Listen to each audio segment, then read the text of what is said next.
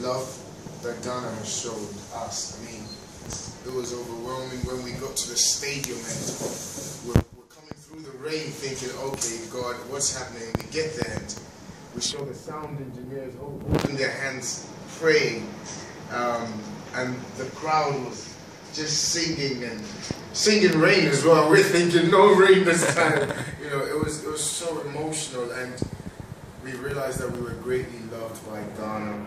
I mean, people sitting in the rain and waiting for the show to start. And when it started, after 3 hours, we said sorry, and they're like, it's okay, let's start the show. That was really, really, really great. So we thought it would be just right to use yourselves to say a big thank you to Ghana and Africa for supporting this project. My vision is that every year the whole of Africa, the whole world would know that Ghana is a beautiful country, and I want to say thank you again. Okay, so okay. One, I would want to know what's the real purpose of this press conference is. If you answer that, then maybe I'll get a follow-up question. Say it again, sir. I want to know the purpose of the press conference. The purpose is to say thank you. Just as when we started, we all gathered together and I said thank you. I think after such a beautiful show, it's been recorded as one of the biggest gospel concerts. It's just right to also meet yourselves and say thank you, even to you, for everything, supporting and helping us to make this dream come true. Okay. All right. My second question would have to do with a report that's out. That it came out, I think, yesterday. And since you're here, I would want to find out a statement you are reported to have said that about Ghanaian music, that you think some of the gospel music is nonsense, in quotes. Since you are here, I want to know what you think about it and ask if you really said it and why you did. Right. In the last press conference, the same question came up, and I think it was a misinterpretation from 2009 when I was asked the same question, and I did say that as of that time, certain lyrical content was not too good, coming from a musical background, and the need for the newer generation to really get assistance from the older generations so that we could write richer songs. Because if you have the Reverend Yeltsin, the Table Sisters, the Daughters of Glorious Jesus, we still sing their songs now, and the reason is they've consulted the grandfathers, and the stuff they say is really, really rich. And that was 2009.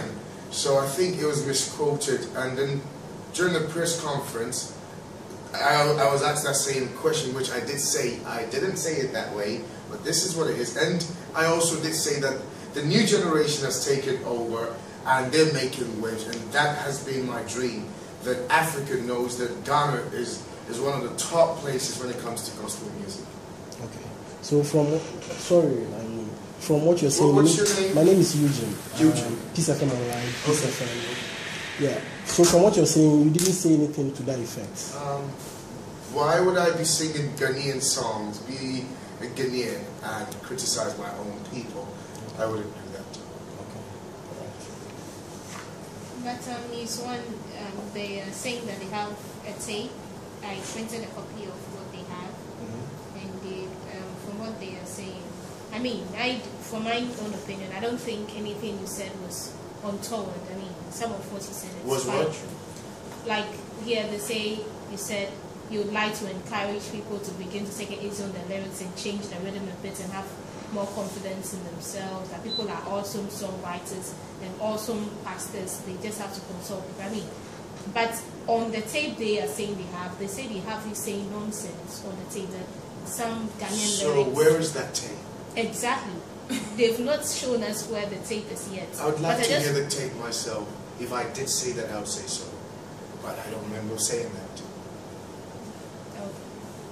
Thank you. Thank you. So you were here last year and you're back this year. Is it going to be an annual thing? That's the whole point. I mean, obviously we need good sponsors as well. So last year, by God's grace, we had great sponsors, because it's not easy investing into a gospel show, because sometimes you're limited with the drinks you got to sell, you know, and all of that. And it's not just here, it's everywhere in the world.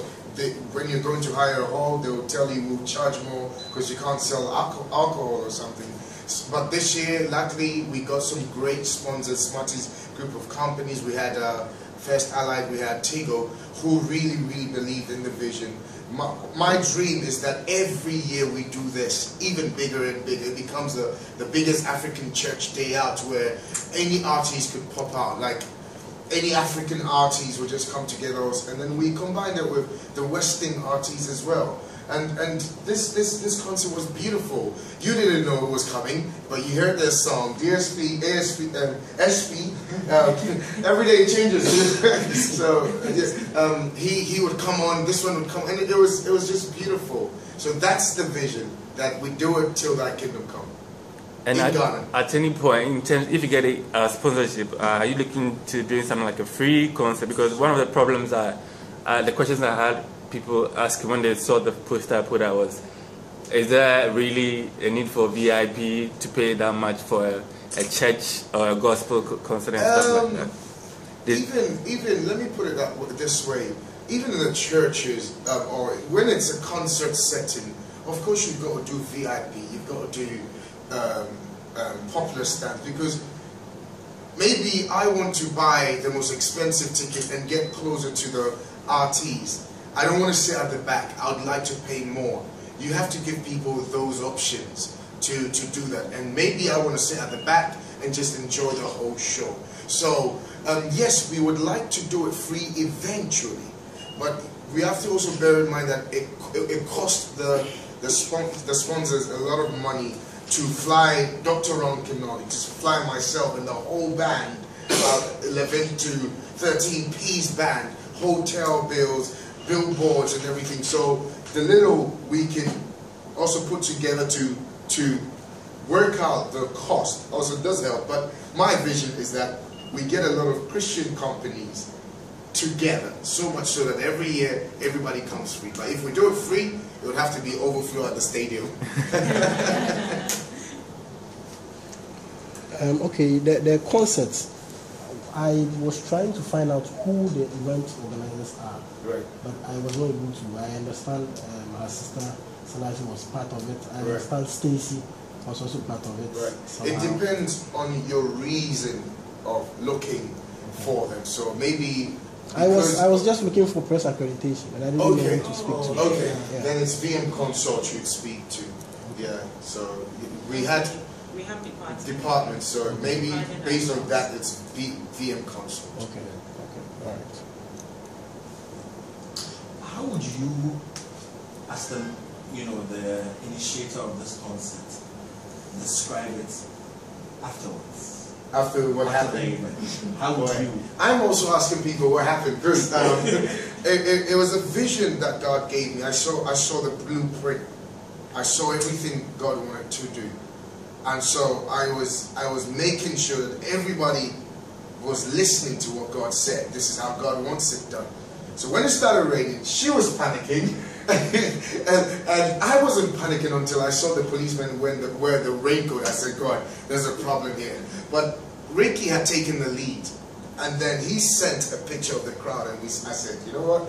The crowd are not going anywhere. Let's just relax. And then the beautiful thing is, we had so many texts from pastors, bishops saying, we are praying. Pastor Kingsley appeared, Jay called, my father, everybody was like, listen, we're telling God if they can hold the sun, then God can hold the rain. And so the whole night was glorious. The whole night was Jesus. The whole night was all about God. Where anybody popped up and they were singing, how great is our God, and the crowd was responding.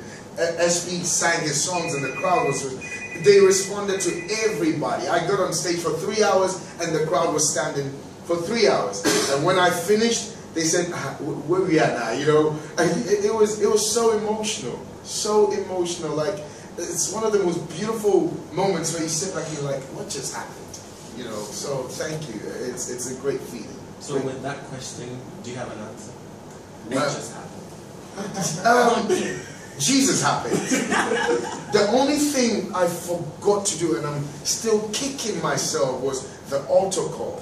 Because it was in the script, I've got to do that. But when you're in front of thousands of people and there's so many things running through your head. So I was actually telling them of that. Why didn't you guys write it down? Someone had to tell me, because it was in the script. You got to do altar call. So God forgive me for not doing that. But yes, it was a great experience. Great experience. Yeah. So you added comedy to this year's event. Whose idea was it? And my idea, because I've had the chance to travel with Julius Argo, Shayla, and Fanny Bone on gospel concerts, and I realized how people were just laughing, and sometimes laughing is medicine on its own. Yes, so I thought, let me try this in Ghana, because our mentality of comedy is, you know, kind of, you know, look funny, then that's comical. But when you see these Nigerians do it, you just laugh, and it worked. The crowd was just, my dad was like, that was the best thing ever, because everybody was happy, and after a long 3-hour wait, all you want to do is just laugh. So I think it worked. I think it really worked. Well, I'll congratulate you again, because I was there. Oh, you were there? And yeah. Wow. And there were 3 events, I mean yours included. There was Uncle Ebu at the National Theatre. Right. There was the AB Christ.